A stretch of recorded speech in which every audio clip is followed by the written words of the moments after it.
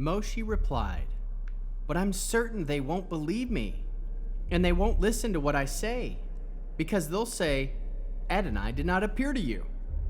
Adonai answered him, "What is that in your hand?" He said, "A staff." He said, "Throw it on the ground." He threw it on the ground. It turned into a snake, and Moshe recoiled from it. Then Adonai said to Moshe, "Put your hand out and take it by the tail." He reached out with his hand and took hold of it, and it became a staff in his hand. This is so that they will believe that Adonai, the God of their fathers, the God of Abraham, the God of Yitzhak, and the God of Yaakov, has appeared to you. Furthermore, Adonai said to him, "Put your hand inside of your coat." He put his hand in his coat, and when he took out his hand, it was leprous, as white as snow. Then God said, "Now put your hand back in your coat." He put his hand back in his coat. When he took it out, it was healthy as the rest of his body. If they don't believe you or heed the evidence of your first sign, they will be convinced by the second. But if they aren't persuaded even by both of these signs and still won't listen to what you say, then take some water from the river, pour it on the ground, and the water you take from the river will turn into blood on the dry land. Moshe said to Adonai, "Oh, Adonai, I am a terrible speaker. I always have been. And I'm no better now. Even after you've spoken to my servant, my words come slowly.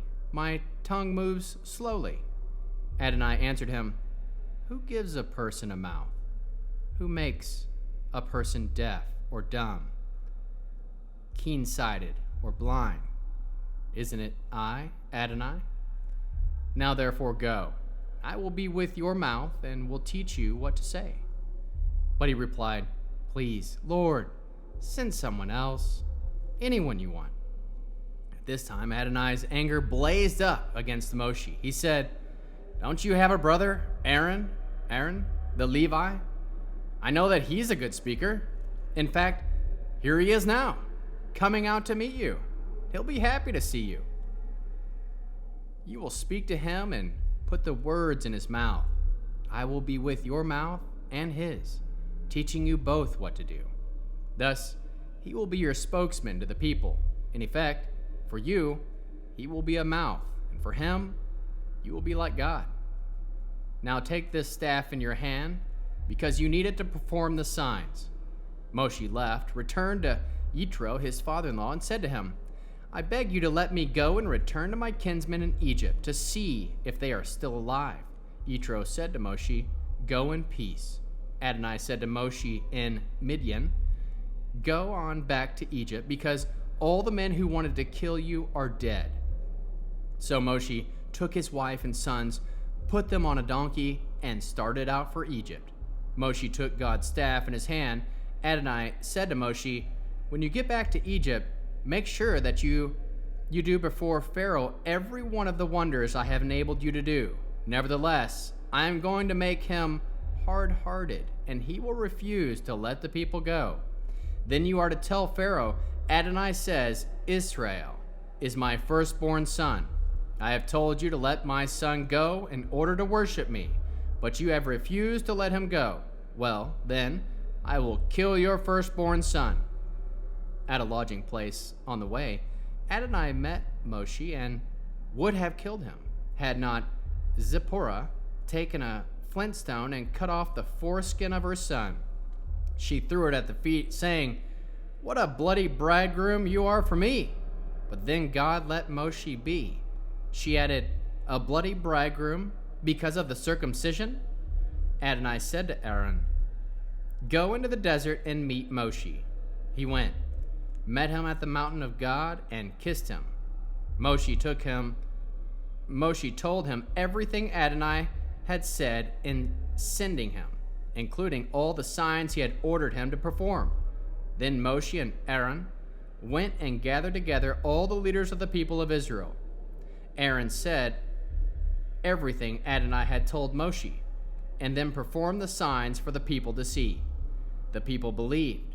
When they heard that Adonai had remembered the people of Israel and seen how they were oppressed, they bowed their heads and worshipped.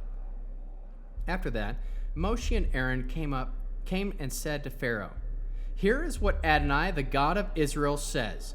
Let my people go, so that they can celebrate the festival in the desert to honor me." But Pharaoh replied, "Who is Adonai, that I should obey when he says to let Israel go? I don't know Adonai, and I also won't let Israel go." They said, "The God of the Hebrews has met with us. Please, let us go 3 days' journey into the desert, so that we may sacrifice to Adonai our God. Otherwise, he may strike us with a plague or with a sword." The king of Egypt answered them, "Moshe and Aaron, what do you mean by taking the people away from their work? Get back to your labor. Look," Pharaoh added, "the population of the land has grown, yet you are trying to have them stop working?" That same day, Pharaoh ordered the slave masters and the people's foremen, "You are no longer to provide straw for the bricks, and straw for the bricks the people are making, as you did before. Let them go and gather straw for themselves, but you will require them to produce the same quantity of bricks as before. Don't reduce it, because they're lazing around. This is why they're crying, 'Let us go and sacrifice to our God.'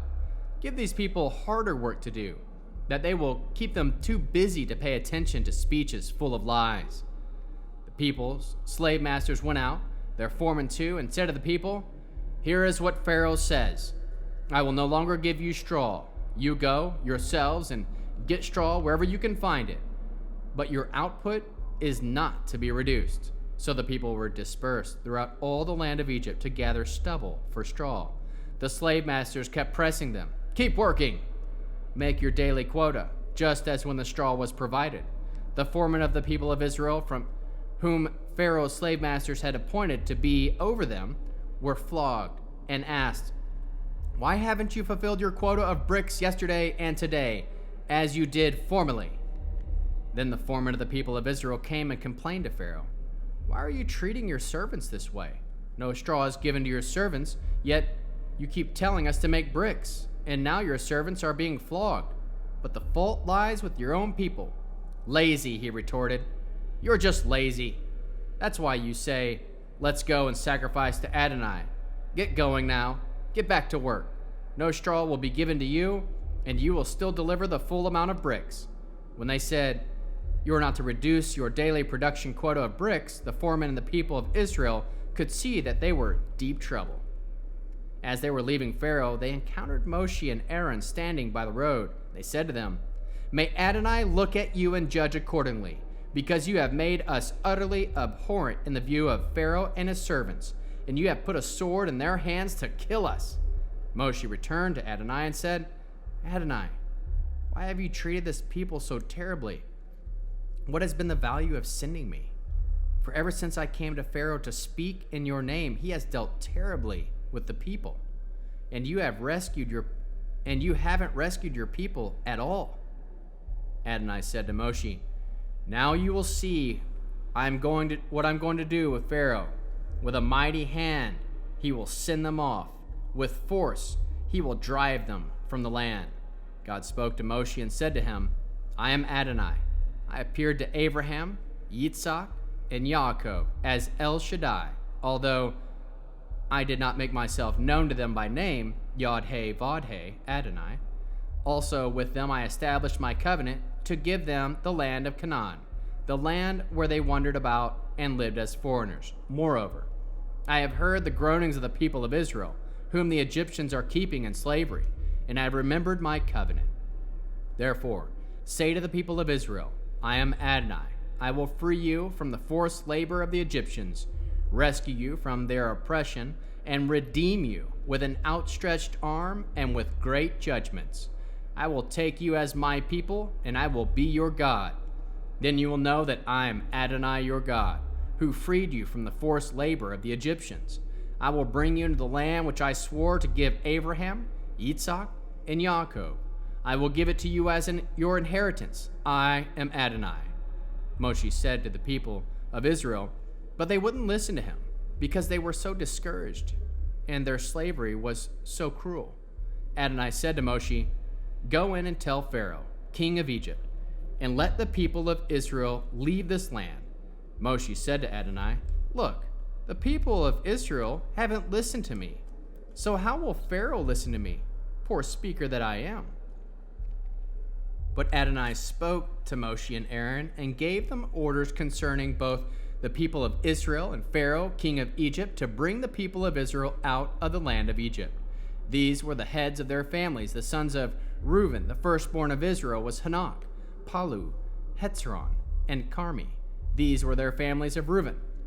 The sons of Shimon were Uel, Yemin, Ohed, Yachin, Tzor, Shoal, son of Canaani women. These are the families of Shimon.